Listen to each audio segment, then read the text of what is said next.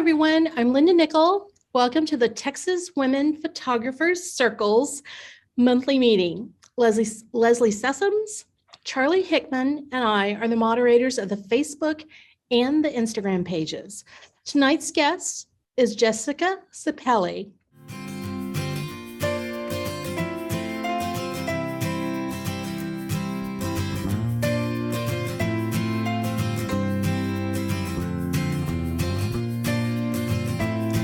Jessica is a travel and landscape photographer based in Chicago, but her adventurous spirit takes her to trails that aren't always easy to find or navigate. I ran across Jessica's work a couple of years ago and invited her to do a presentation for another group that I host. But as I was lining up speakers for this group, I really wanted to have her talk about her landscape photography. So in tonight's presentation, Jessica has put together a presentation called The Ultimate Guide to Landscape Photography. She will share the techniques used to create compelling landscape photography images and offer tips to help you read a scene and create dynamic compositions. You can find her on Instagram at Jessica Cepele Photography and through her website at jessicacepele.com. And I'm going to put the links in the show notes so that you can get the right spellings, and you'll be able to just hit a link to get to her social platforms. So Jessica, welcome to the Texas Women Photographers Circle monthly meeting. And that is a mouthful. So Leslie Sessoms, I vote that we somehow come up with an abbreviated way to introduce ourselves, because that's a tongue twister. But Jessica, thanks for coming in. You know, Thank you for having me. Yeah, I told you in a previous presentation that I had gone to Death Valley, and when I got back, I had only had one day there, and I got back and I was a little obsessed with it. And I thought, I'm going to start creating a bookmarked album for all the Death Valley pictures. So the next time I go, I would have maybe some research. And I was going through a bunch of the hashtags looking for Death Valley, and I found a lot of Death Valley images that were tagged, and they were a lot of people in their bikinis. There were a lot of people it was all selfies. It was not really what I was after. But one of the photos in a big bucket of them was really pretty. And I had clicked on it, and it was your photo. And I know you know the story, but that's the way I use Instagram. It's about dreaming of places that I want to go. And when I clicked through, it's like got to your page, and I realized she doesn't just take landscape photos, she teaches. And so when I approached you and asked you to come and talk, you were so gracious and said, of course. And so when this group got going, I thought, I'm going to ask her again. And you didn't say no. So thank you for coming. If there's something that you want to share with the group, a little bit more about your work, I just kind of skimmed your bio, so feel free to do that. But otherwise, I'm going to hand it over to you to get started. Well, hello, everybody. I'm Jessica, as Linda was telling you. And I'm just really excited to be here talking about my landscape photography. It's obviously like one of my biggest passions. And something to what you were saying is that I actually use Instagram like this as well. It's kind of like a visual catalog for me. And I definitely am like marking places, and I see pictures I like, and I'm like, oh, I gotta go there and do this. But I use Instagram similarly. It's not just for the selfies as we see so much, but yeah.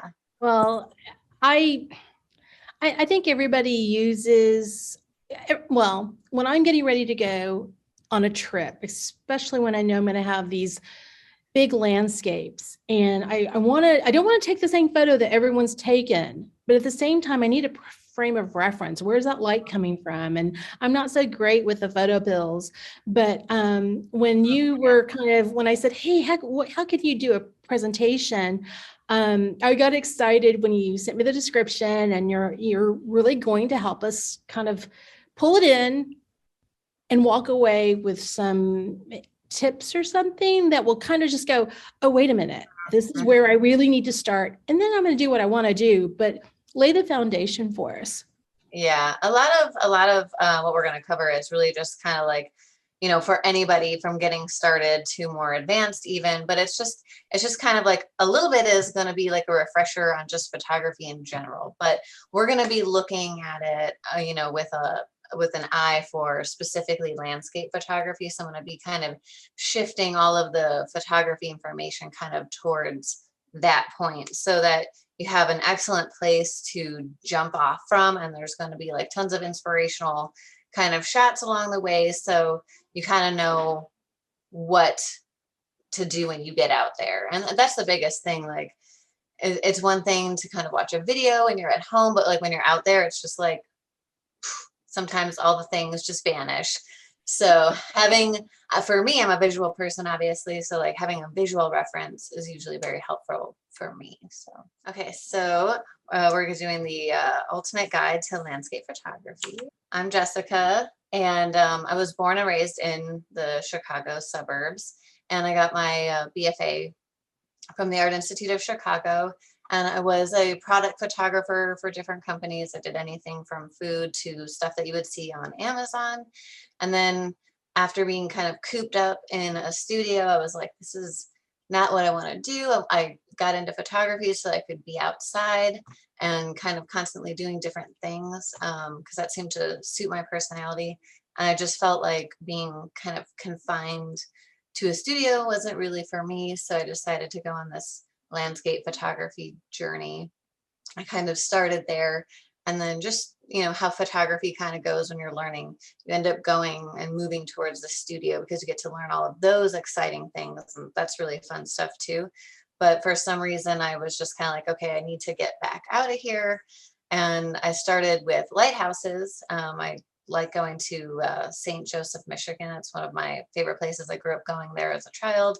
And I really started by photographing lighthouses on the beach. So that was kind of where I got my start. And then after that, it's just downhill, like everything starts flooding and landscape related. I also do art festivals. My schedule for this year is kind of coming soon as new shows are coming out, but hopefully I'll be able to do some in Texas maybe next year because I didn't really apply for any there this year, but found a couple of good ones. So it can be down there in Texas and everybody can come say hi. I also do some workshops, lessons, tutorials. Lately, it's mostly been like private because of COVID. So hopefully we'll be getting back to doing group stuffs, group sessions soon. I also have a newsletter, and I've recently started a blog with a lot of just general photography information on there. Somewhere I can tell people where to go when they have questions, because I do end up getting a lot of questions about things. So we're going to start at the very bottom here with the gear that you actually need. You're going to see a bunch of stuff. But as photographers, hopefully you have a lot of these things already, so it's easy to get started. If you don't, though, this is what you're going to want and kind of what you're going to want to look for. So the first thing, obviously, is you want to have a camera. You probably already have one that will do just fine. But some of the things that I look for are at least 15 megapixels, a very good high ISO range, because you're going to want to do you know, various different things and have all of that have all of that shooting ability. You'll want something that will at least shoot 5+ frames a second. A large LED screen is preferable for viewing. I know if you're coming from the film days, this is a huge benefit. And of course, you want to have lots of autofocus points.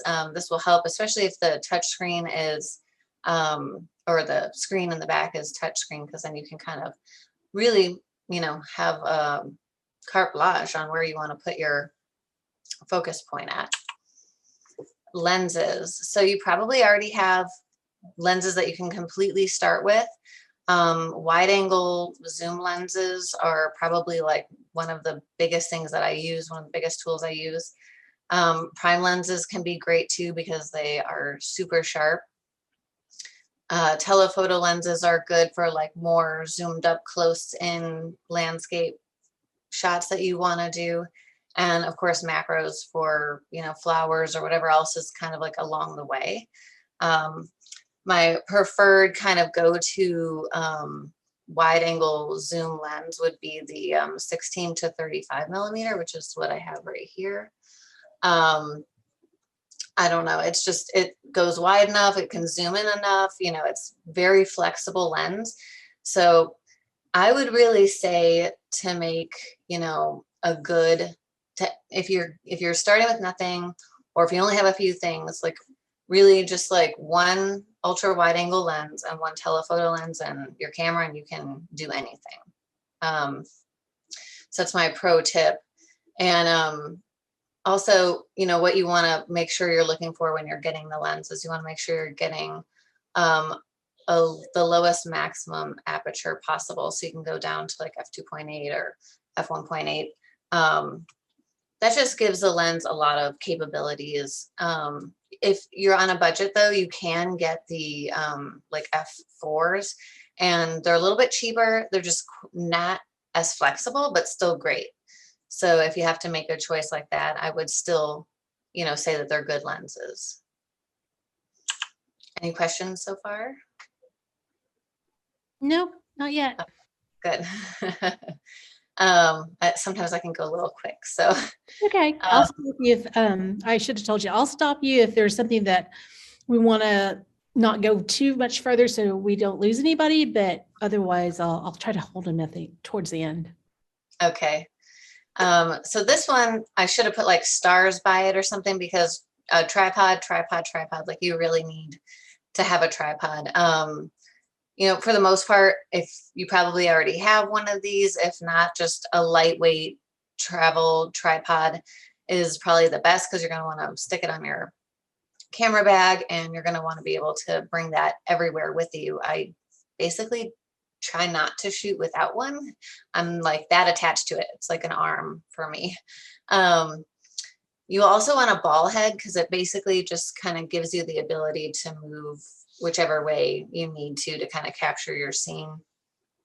And this is optional, but I really like to have the center column be able to come out so that I can go as low as I kind of want to take the tripod. So that's kind of like a back and forth thing that I feel like I think about. Like I like being able to have that flexibility of going as low as possible. But it also can kind of make the tripod like not as sturdy sometimes. So I would say like leave it in there if you're not going to go low, but if you're going to go low, then maybe take it out for that. But we'll talk a little bit more about that later.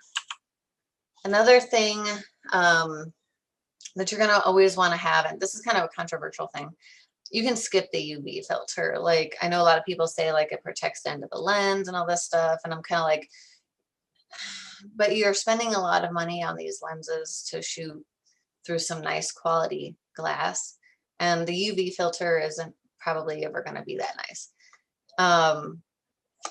Polarizers, a circular polarizer and a neutral density filter, I feel like those you do need to use, and they have like good purposes. So I feel like, they're not going to sit on your camera lens all the time. So, it's a little bit more like you choose when you want to use one, but you should definitely try to get a circular polarizer or a neutral density filter. I have this one here that I kind of always just like jam in my pocket when I'm on the go and shooting. And that one just adds a lot of contrast to your images and takes like reflections off of things and stuff. So that's important if you're going to be shooting with like water, or even, like helping a blue sky kind of pop out. A neutral density filter is basically like, putting sunglasses on, but for your camera. So it can help you extend the length that you're shooting for. You can shoot for a sky and a foreground separately. So I would really suggest, if you're going to get like 2 additional things, like maybe you should look into getting one or both of those filters for your camera. Accessories. So A remote shutter release is a really good tool to use. I do have one, especially for like shooting after dark and stuff like that. You don't want to be touching the camera at all after you've set up your exposure and things like that, because you could accidentally shake the camera. A lot of times now, though, I find like the touchscreen in the back is super simple, especially when I'm doing kind of more complicated processes to just tap, tap, tap, tap, tap. And it'll automatically focus or take my pictures. So I would say, like, if you wanted to skip an accessory, you could skip the remote, but if you're planning on doing stuff maybe like after dark or something, then I would say you should probably get one anyway. The next thing is cleaning accessories. So you want to keep your camera gear kind of clean, and I have like microfiber cloths. You want to have these in your bag, a few of those. I have the lens cleaning wipes. These are one of my favorites because if there's something that's like dried onto there, I can just kind of use this little lens wipe to wipe that off. And you can just pick these up at like a regular CVS, which is great because when you're on the road, you know, like you're in a little town and then there's a spot to grab medicine or something, they'll have these there. And then just have a little rocket blower. Today it's my stress ball. And this can just kind of help you like blow stuff off the end, and then you don't have to kind of touch anything, but it should get dust off of there. I don't know how many times I'm like scrolling through my Instagram feed and I see a beautiful image and then there's like a piece of dust on the picture that they didn't Photoshop out, but they also like didn't clean their gear. And it just happens, like you're outside, you're in the wind, you're in the rain, you're like in all of the elements. Like there's, you know, Death Valley is sand dunes and salt flats and everything. So you're going to be out there, like stuff is going to get into your camera. So having a way to kind of clean it out and help you along the way is going to be extremely beneficial. This is a really, really, really big one, the camera backpack. I don't know how many times I have struggled with finding a bag that I actually really like. I also like destroy bags because that's just what happens like when you're outside and you put it down somewhere. So like having, you know, waterproof seals and like a rain cover. You want to be able to have space for 1 to 2 cameras. I like to have a second camera with me all the time. So I like to at least have space for 2 cameras, 2 to 3 lenses. This bag also has a spot for your computer, which I always take with me on the road so I can kind of assess my images as I go. Because while I'm on location, I have an opportunity where I can go back if I need to. So it's nice to be able to look at your photos right there. So having a spot for your computer is important. You know, a lot of pockets for batteries, remotes, all of your other accessories that I was telling you to get. A rain cover is really important. And some backpacks don't have this, but you have to have like the hip supports, like think of like a hiking bag, because that's essentially what you're going to be doing with this. You're going to be going on long walks or hikes. So you don't want your bag resting on your back. You want it to be resting on your hips. And this was one of my biggest mistakes early on. I had like just a regular photography bag, and you know, it was killing me at the end of hikes and stuff like that. So the bag is super important. You know, you might already have like a shoulder bag. Those are awful for hiking for various reasons. So I do recommend getting a backpack. I know F-Stop here has a bunch of different sizes. So, and I really like this bag that I got from them. So definitely consider, if you're going to be like doing this frequently, get yourself a decent bag. It'll save you a lot of hassle. Okay, settings. So this is kind of where we get to be creative. How to capture the landscape shots. This is where the magic happens. Basic camera settings that I like to have are shooting in RAW. I know it's hard, like when you're starting, a lot of people start in JPEG. You can shoot both and then compare, because the RAW, while you look at it in the computer, it doesn't look as good as the JPEG does. So if you want to have some of what like that original feel was, maybe shoot both. I would definitely suggest using autofocus to start. And then when you get more comfortable with some of the other settings, you can start choosing where you want to put your focus point and like manual focusing.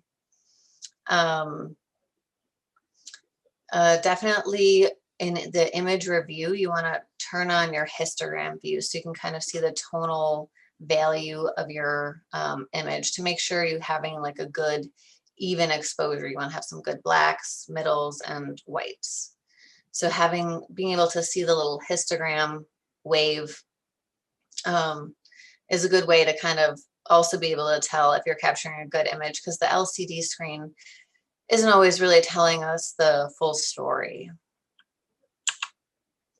Okay, so the exposure triangle, and no, you're not going to disappear. Shutter speed. So this is like one of the key points on the triangle. It's the amount of time that you're allowing the camera to stay open when you press the shutter.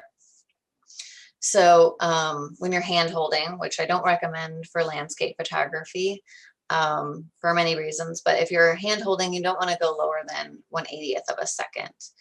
And again, I will come back to, this is why we always use a tripod, because if you'll see in the image here, we've got some flowing water, and to capture that, we have to stay open for what I would consider a long exposure. So you want to have a tripod so that you are completely flexible. Like you have all of the options open to you when you're choosing your settings, and having a tripod will help you do that. Again, exposure triangle, part 2 is aperture. So the aperture is the opening that the lens is on the inside here. You can kind of see in the picture, and it will tell you, it shows you how much light you're letting in. The smaller the opening, the longer you need to shoot to let more light into the camera, and then the opposite. So the larger the opening, the less time you need to shoot, so you're letting more light in. So a large aperture of f2.8 makes the depth of field more shallow. While shooting landscapes, we like to shoot at more like an f16, f8 to f22, but I like to shoot at f16. To have a small aperture, which means we are more prone to shooting for longer periods of time. Hence, again, kind of why the tripod is important for flexibility with your exposures. My pro tip for this one is, if you don't really want to adjust too many things all at once, you can set your camera into aperture priority mode, which will allow you to set the aperture at whatever you want to keep it at. So you can set it at f16 and then shoot all your pictures, and the camera is going to correct those other things to make a good exposure. So you don't have to worry about setting anything else up, what speed you're shooting at or anything. The camera will do that for you. And so if you're just starting in landscape photography, I actually recommend that. It's a great way to kind of learn from the camera what are good settings, what would be good for this, scene. So it kind of gives you an idea, like a framework to go from, and then you can switch over to manual and kind of like adjust as you see fit. The third point of the exposure triangle is ISO. So the ISO measures the camera's sensitivity to light. So the lower the ISO, like ISO 100, the less noisy and grainy your photo will be. The higher the ISO, the noisier and grainier it will be. But the key thing here is the higher the ISO, the faster you can shoot. So this is why, like, when they're shooting the Olympics, they're shooting really fast, high ISOs, so they can get those stop motion. In landscape photography, generally our subjects aren't really moving that much. So, I like to shoot at all possible at ISO 100, and that's like my pro tip. This doesn't always happen, because obviously if there's like a plant waving or something, you might have to bring your ISO up a little bit to make your camera shoot a little bit faster so you can capture that still. But again, this is where creativity kind of comes in. If you want that motion, then you have the option to choose that.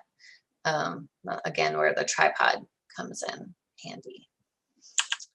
Okay, so the biggest thing, location, location, location, and I'm serious. The location is one of the most important things. I know a lot of people will say, like, go practice your settings in your backyard. Your backyard probably isn't a national park, and if it is, lucky you.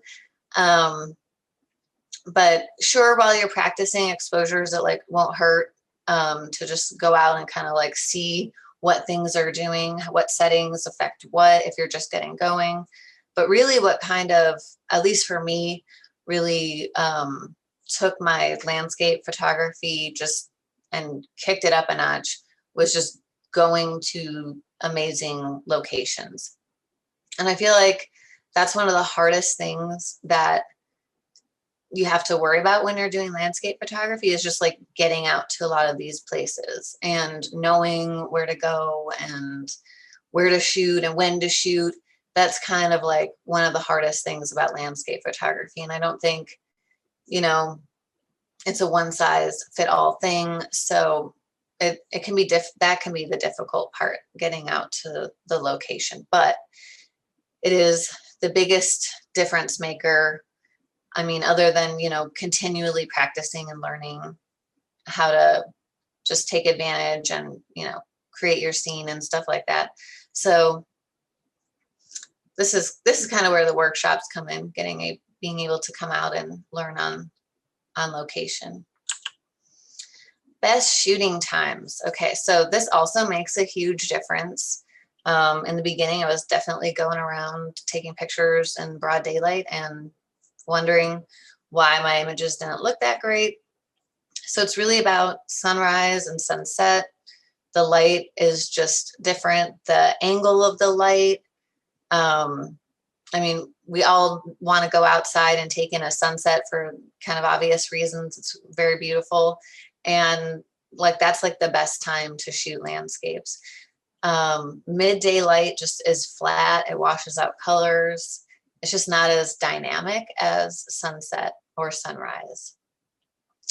I actually prefer usually to shoot at sunrise because there's just like less people everywhere. Everybody likes to sleep in.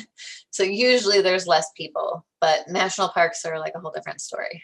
So another thing, this is kind of more, I would say a new thing, is like nightscape photography. So being able to kind of extend when you're shooting on location, it's important to maybe try doing a little bit of nightscape photography. So shooting star trails or the Milky Way, or just, a picture at night and at different locations can be cool. I mean, a lot of people do stuff with taking lights out and things like that. So it can be a good way to kind of extend the amount of time that you get to shoot, because sunrise and sunset, that's just a very quick moment.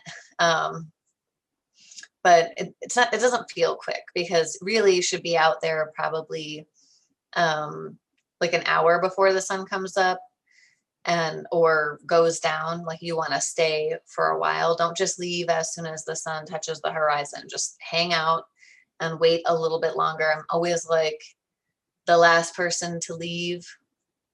And I feel like that has benefited me a lot, because it'll look like nothing's going to happen, and then the sun will go down and something will happen. So it's like, it's hard for me to give up on a scene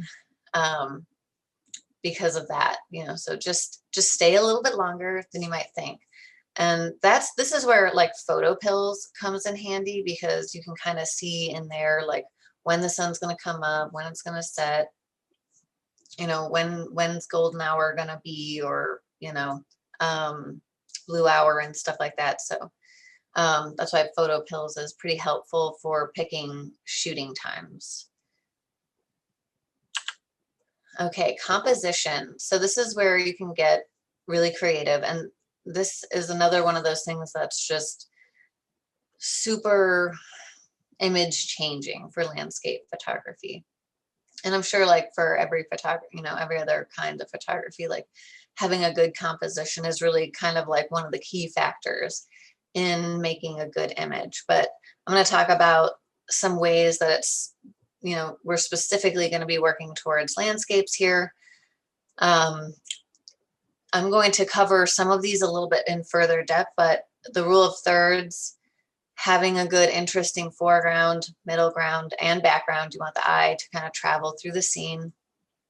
Using leading lines also kind of helps you, the viewer travel through the scene. Getting lower, we're changing perspective, using textures and patterns. Make sure you're leveling the horizon. This is another thing I see a lot on Instagram. I'll come across a beautiful picture, but I'm like, that horizon isn't level. It's a really easy fix in Lightroom. So, or, you know, in the camera, preferably. And also using negative space. I feel like people don't think about negative space enough, and that's a good thing to take advantage of when you're trying to draw the eye through the scene, or what you're trying to, you know, because all of these images, we're telling a story of that location, and you're pointing at something with your camera, and how are you getting people to that point? Sometimes negative space is actually very helpful to do that. So let's cover a couple of more of these a little bit more in depth. The rule of thirds. So this is a very basic photography way of composing your images and how to break up the scene visually. In the image on the side, you can see he's got brackets on his back of his camera there that actually show the rule of thirds. And it's about placing subjects within your scene in one of those points that meets up, or like along one of those lines, and that will help you create a better composition. Once you kind of learn how to take photos like this, I actually find that sometimes this is a good rule to break. Putting it a little bit off, or whatever, kind of can make the image a little bit more compelling. You know, using the rule of thirds definitely isn't the only way to set up a shot, but if you're getting started in landscape photography, I think it can really help. You know, putting one of your subjects on the crosshairs, or, you know, like lining up the scene. It's just going to help make your images better automatically. Leading lines. So they literally lead the eye through the frame. And this is really important because, like in this picture example here, we can see the guy, and our eyes just like immediately, because of the point of reference, draws into the frame, and it gives us perspective and distance. And that's a really powerful tool when we're trying to convey our message about a scene. That this is just another overall thing about composition. You want to be super aware of what you're setting up your scene for. And again, I think a tripod really helps with this, because it's stationary. It makes you think about it. And, you know, using leading lines and the rule of thirds it's going to help you make the scene better and control, you know, your story about that scene. Changing perspective. This one is huge. A lot of times I see people set up on their tripods right at eye level. And while that can be good, it's like a pet peeve of mine, because I'm like, we see that view like every day, all the time. Everybody sees that from their height, or like, you know, a reasonable height. And, you know, a lot of people have taken those pictures before. So what you want to do is kind of actually get low. A lot of times I'm like laying on the ground in places, and my tripod is just like splayed out. And changing the perspective really can change the whole dynamic of the image. And it can transform scenes from like normal things, or like really flat, to kind of more like coming up at you. And we definitely want to be, you know, engaging the viewer as much as possible. So however we can drag more of the entire sensation of that location into our picture, the better. And I feel like the best way to do this is changing your perspective and getting down, like getting low.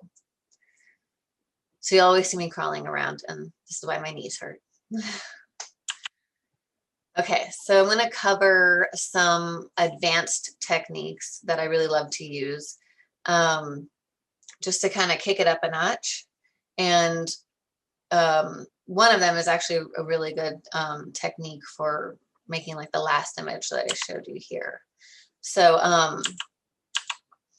bracketing your exposures, and it might sound scary if you're just getting started, but if you're in different kinds of photography, you have to bracket exposures anyways. So this is where the tripod comes in again. It's just a way to give you the most data from the scene.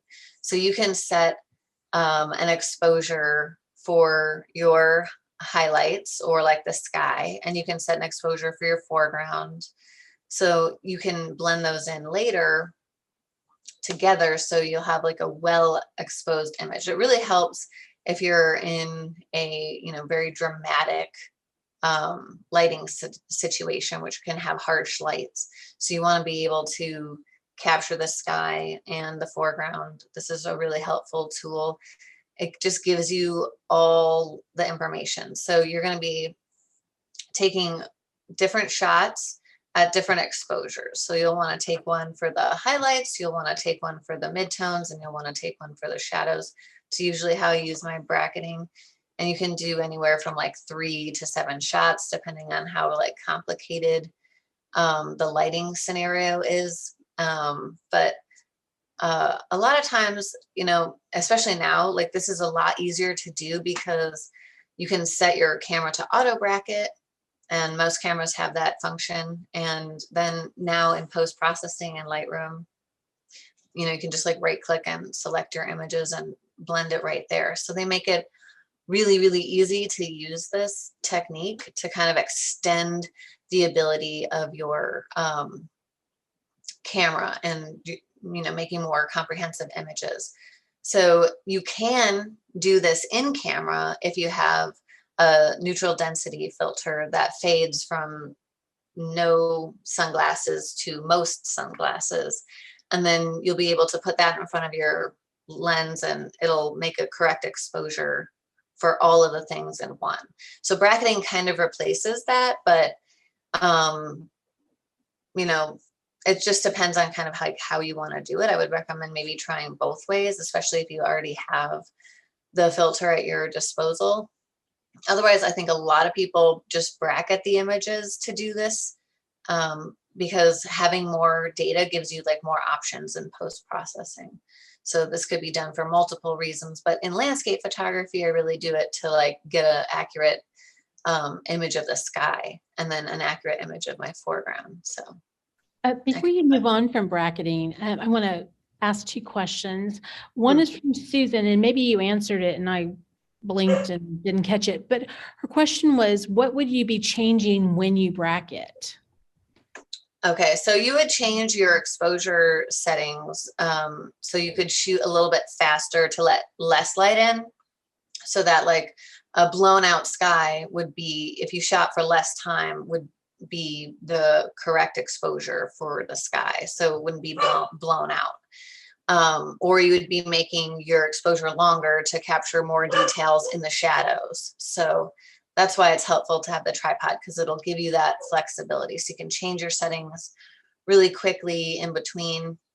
But you can also set this up to auto bracket, and it'll do, you know, however many stops you want it, you set in between them. So She wants to for you to clarify, but her question is, so just the speed. sorry, I'm like already losing my voice. Yeah. You wouldn't want to change your f-stop or anything. You would want to probably change your shutter speed at how quick you're shooting. You wouldn't want to change anything else because you know, like changing your ISO would add grain. So if you're shooting at 100, you should keep it at 100, you know.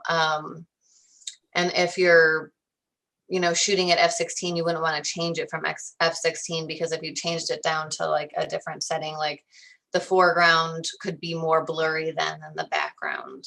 And so you wouldn't want to change those things. You would just want to change how quickly you're shooting in those scenarios. Joe's got a question. How do you identify your bracketed images when reviewing your images for post-processing? So it just depends. Sometimes, like it's clear when I'm looking at the film strip in Lightroom, I'm like, oh yeah, those are the ones I bracketed. Sometimes I will, and I do this for the next thing as well. I'll stick like a finger in to one photo, but that's like if I'm manually doing it, because if you're gonna auto bracket, the camera will just do it. So you'll only click one time and it'll just be like boom, boom, boom, 3 shots at the different settings. So if I'm manually doing it for whatever reason, maybe it's like, a super big difference between the foreground and the background or whatever. But if I'm manually doing it, I could like stick my finger in, but generally you can tell because the exposures are different, and you'll know like, okay, I shot, each time I shot one, I shot 3, or for this one, I shot 5, you'll kind of have an idea, and you'll see in the film strip because they're different exposures. Any other questions? I'm going to hold one of the questions for a little bit later, but go ahead. Okay, so the next one, I gave my presentation about this before, where I kind of did a demonstration on how to do this. But focus stacking, this can really extend the ability you have to create, a really good composition, because you can get extremely low, like I like to do. I like to have like a foreground that really like kind of hits you in the face, captures your eye, and then maybe there's a main focal point of the a subject, and then like a good or a great sky, hopefully, like all those 3 things, and getting down is very helpful to getting that. But stacking your images is really a good way to kind of make sure that when you get really low, that your entire image is in focus. Because if you get really low and focus like right in front of you, it might be only like, a foot away from the camera. And then your sky is going to be a little soft. Even if you're shooting at, f16 or f22, it'll be a little bit soft just because of how close the foreground is to you. So being able to extend your depth of field is a huge, huge thing in landscape photography, because I want the whole image to be sharp. I'm really picky about that. And if it isn't, maybe other people can't tell, but I can tell. So I like doing landscape photography, getting low and focus stacking my images. So focus stacking would be taking multiple shots, on a tripod of the same scene, but you're moving your focus point. And that's why I really, really like the touch screens that they have now, because I can start at the bottom and like work my way up.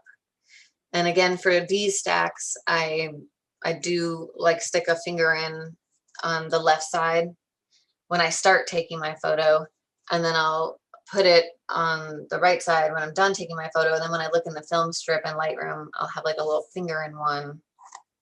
So like I'll take a shot like this, and then I'll take it out. I'll take my focus stack. So I'll just boop, boop, boop. Let's say it's 3 shots. 1 shot here, 1 shot focused here, 1 shot focused here.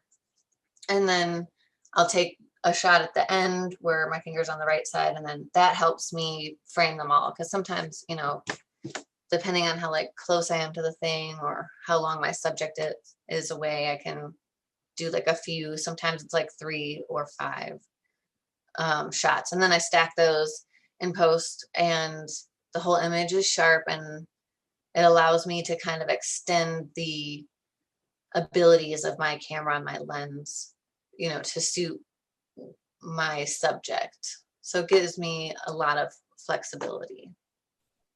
Was there a question kind of like with that, or? No, well, there's another question. No, the next question is, Jamie wants to know, for a focus stacked Milky Way shot, do you end up with a composite? So this shot here is a focus stack for the foreground and, to the background. And then, like there's lots of weighting involved. And then you take your images for the Milky Way. It's really hard because in theory, it could be like a blend, but like, I guess I'm old school. It's like any multiple images in your shot, it's kind of a composite. I mean, you're a lot, I guess,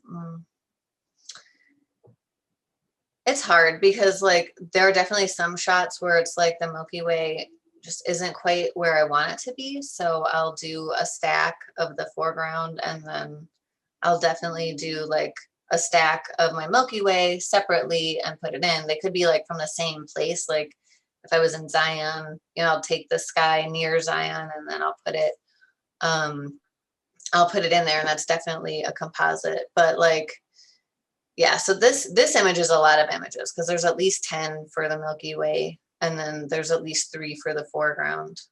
Yeah. Okay. So that can get pretty complicated, but if you take it like one step at a time, you can get there.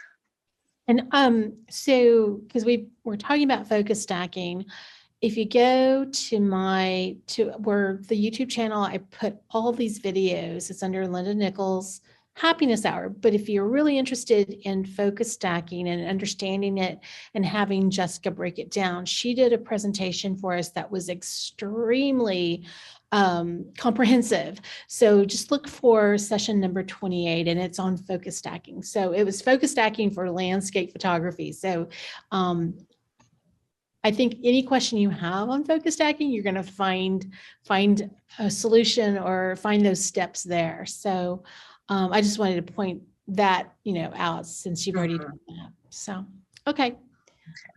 I'm still holding your other question, Jamie. Don't worry. Okay. So, okay. Yeah. If you wanted to learn more, obviously some of those things are pretty complicated. I, do virtual lessons. Right. And then this is my social. Yeah. The one question that I was holding back, and this is a good time, ladies, if you have any questions, this is a great time to stick them in the chat. But if you don't have the answer for this, I'm going to offer one as well. But Jamie is curious if you can recommend what is the best resource for learning photo pills? And I don't disagree with you, Jamie. The Raphael, who is part of the photo pills team, he talks really fast, and it's kind of over my head. So she's going to agree with that. What about you, Jessica? What would you recommend for photo pills?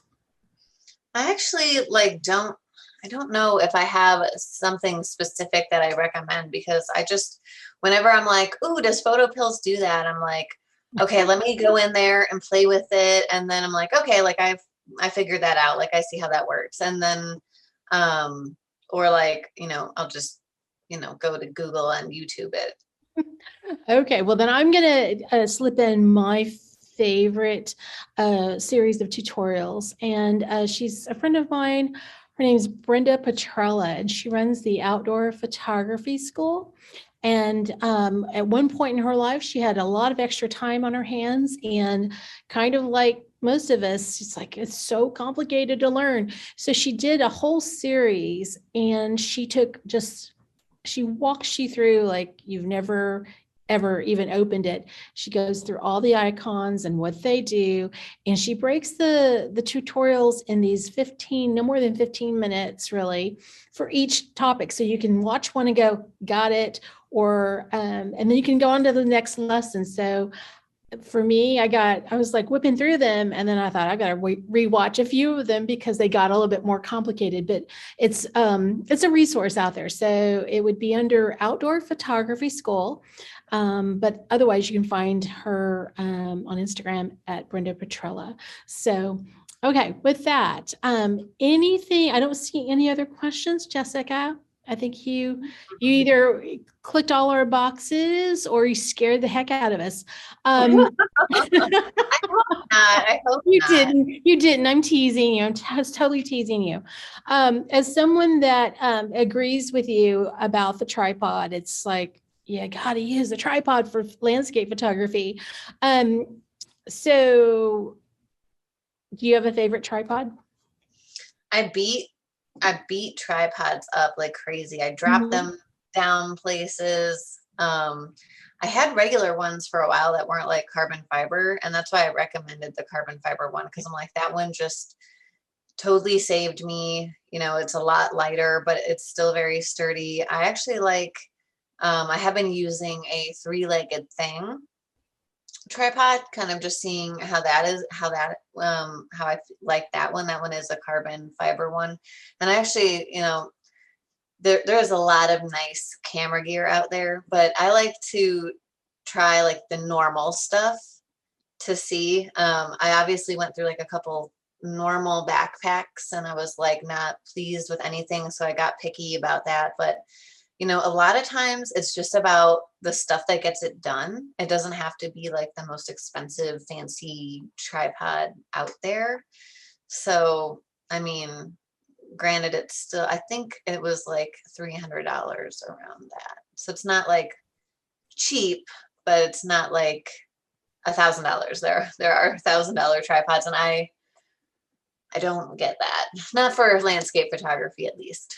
Well, you know, there's so much other stuff that we can buy, and you know, I, I think that the Lenses. tripod, Spend your money on the lenses. right? That's what I'm, you know, that's kind of where I am. And we get to the point where we have so much gear, and I mean, I'm the biggest offender right now as I am preparing to go on a trip, and I've got more gear in my bag than most Nat Geo photographers. It's kind of embarrassing, but at the same time, I need my stuff. But all right, well, I'm going to close out this session, and thank you so much for coming and doing this for this group. You know, if you do get to Texas, please let us know. And I follow you on social media, and so I'll catch it if I'm like, she said she's in my state and she didn't let me know, because that's the fun part of meeting people through social media. It's like, oh, you're never gonna, they're just somebody that's on my phone, but it is fun, and that's what this group, I hope, is all about, ladies. Is that you realize, hey, I live in that town and I don't live that far from you. So I hope that you're starting to make connections through the Women's Photography Circle, whether it's just Texas or if it's from Michigan, because that's what's really cool about this group. Is we have so many opportunities to meet new people, and don't be shy, because you're missing out. All right, with that, I'm going to say, if you want to connect with Jessica, you can reach her through her website at Jessica Cepele. See, I mispronounced it again. Go ahead and say it for us. Cepele. Cepele.